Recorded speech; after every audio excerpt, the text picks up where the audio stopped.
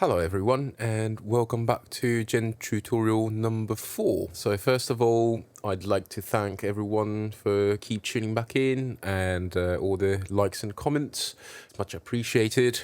And let's get cracking. Okay, so this is going to be the final tutorial of Gen delay. And today I'm going to show you this really cool function on the delay object inside Gen. So let's open up our previous patch. So when I first commissioned to make a couple of Gen patch by Martin from Rebel Technology, one other thing I wanted to make was a delay, but I didn't want to make another ordinary tape echo type delay because I know there's loads already in the market, so I didn't really see the point of adding one more. So I was sort of looking around, trying things out, and when I bumped into realizing that I can actually have multiple taps on one delay object, it really sparked the inspiration. So what I thought was, when you actually have two delay taps, I could actually update one of the delay taps every time there's a change in the delay time. Instead of slewing the delay time, I can get rid of the slew. And then first you tell a new delay time to one of the tap and then crossfade. And then you do that again with the other delay tap. And so you keep crossfading between two taps every time you update the delay time. And that was the idea.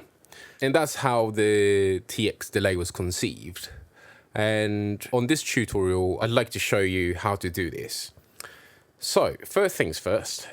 Let's get rid of the slide, and I'm just gonna move the second channel bit out of the way because we need a little bit of space, and I'm going to do that same for the channel 1 as well. So first things first, let's add an extra tap on the delay object. And in order to do this, all you need to do is to give the second argument on the object. So all you need to do is type in 2 and hit enter. Now you can see it has extra 1 inlet and extra 1 outlet. So now the second inlet here in the middle, that is your delay time for the first tap, and the third inlet is the delay time for the second tap. And the first outlet is your output for the first tap, and that second outlet is your second tap output. And again, instead of coming up with the algorithm from scratch, like what we did last time, let's go to the TX delay. Open it up. There you go. And let's have a quick look. So what we need is this bit. First of all, so let's unlock this one, copy this,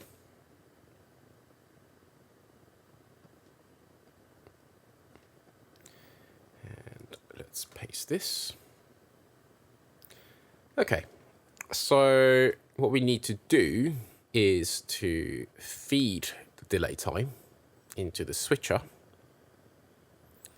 and then feed it into the history as well. And you can have your first delay tap and then second delay tap. So let's do it step by step. The key algorithm in this program is obviously this gain switcher. So let's open it up. And it's a pretty simple logic. So what it does is, so first of all, there's this new object called change. And this is actually a bit different from the max change object. The max change object only passes the value when there's a change, where gen change is slightly different. So let's open up the change help and let's read this. So it returns the sign of the difference. And what it means is every time there is a change in the positive direction, so if the value goes up, it actually spits the value 1. And if the value goes down, it actually spits out the value -1. And if there's no change, it spits out 0. That's quite handy in this situation. However, because the value actually going to end up in accum, we want to keep the change as a Boolean. So instead of going 1 or -1 or 0, we just want the simple 0 or 1. So when there's a change, there's a 1, and there's no change, it spits out 0. In order to do that, we just put the ABS, which is as absolute. So it actually gives the absolute value of what's coming in. This converts value -1 to 1. And that goes into accum. And as you remember from the previous tutorial, accum basically accumulates the value of what's coming in. Since we're feeding the Boolean values, it basically either turns it on or off of the accumulation. And then the final object is the modulo with 2 on it. And basically what this does is, so every time there's a new value, it alternates the outputs between 0 and 1. So let me just show you quickly. So I'm just going to create out 2.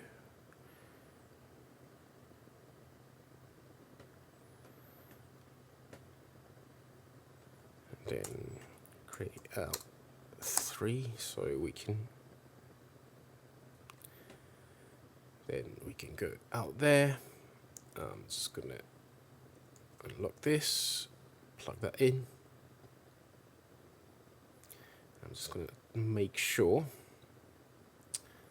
Good, so that's 0 to 1. So I'm just going to tap things quickly. Oh yeah, there's something there already. So every time I change something, there you go. So every time the delay time's going shorter, it actually creates a -1. And then every time the delay times goes longer, it creates value 1. So we don't have to know whether the value is going bigger or smaller. So let's check with absolute. So tap it again. There you go. So every time I change this the value,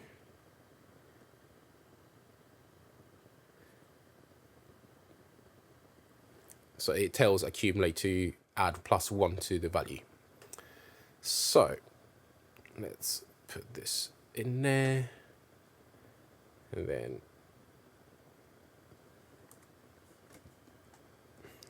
tap it again. So every time, again, I change the value, there you go. So it basically counts how many times the delay time has been updated. So that's all working. However, we only got 2 taps. So all we need is 2 values. Since the output of the switcher goes into the gate selector inlet of the gate object, and the gate only has 2 outputs, all we need is the value 1 and 2. And that's where this modular comes in very handy. So if I plug that in there, tap it again. And now what it does is it actually alternates the output between 0 and 1. So every time there's a new value, it switches from 1 and then back to 0, 1, 0, 1, 0. And now we're getting somewhere. So I'm going to get rid of this. So what happens is every time I change the value here, it outputs the 0 or 1. And now that's why I've added +1, because what we want for the gate path selector to receive is either 1 or 2 for the path 2. And that goes into the tap 1, and this one goes to tap 2. And then what we're basically alternating is the delay time. And the reason why I put the history there is since in gen level, everything basically happens at the same time on an audio rate. If you need the particular order for these kind of logic, because what we need is before the new delay value comes to the gate, we want the new path to be open for the new value of the delay time. So in order for it to happen, I'm going to put history, which creates one sample delay. So every time the gate opens first to the new path, and then it lets the new values through to that new path. And that basically ends up in a sufficient delay taps here. So that's all good. Every time you change the delay time, it goes into the new tap, and the new tap will update the value immediately. So now what we need is another mix object. So you remember the switcher is actually spitting out the value 0 and 1, which is really handy for the mix object because you can interpolate two different signals by feeding the either value 0 or 1, or mix them by feeding somewhere in between. So we put the slide, which is basically a slew, as you remember, and this goes into the interpolation factor. And then instead of this delay coming out from this outlet, that goes into the mix. And then that goes into the second inlet of the mix, and that comes out. And basically what this does is basically let you crossfade between the one particular delay time on the tap 1 and then the second delay time on the tap 2 every time you change the delay time. So the final thing we need to do is grab the second channel, get rid of this one here, and then do the same thing.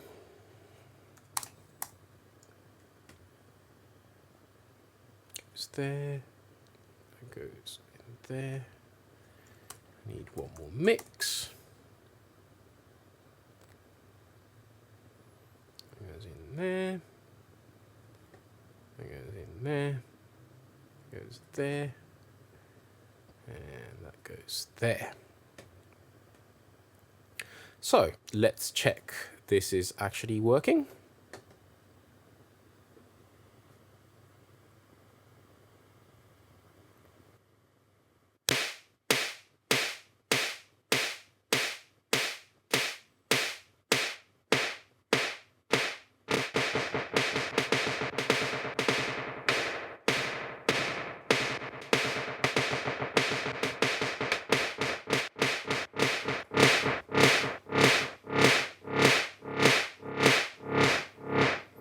Well, there you go.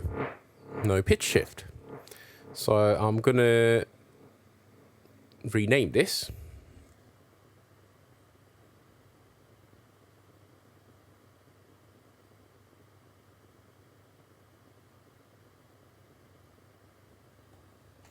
To XFade.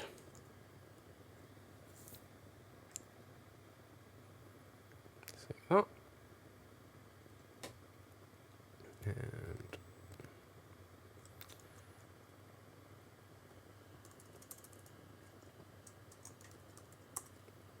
reload it. Oh, looking good. Let's load this on OWL and check it on the hardware level. Okay, so just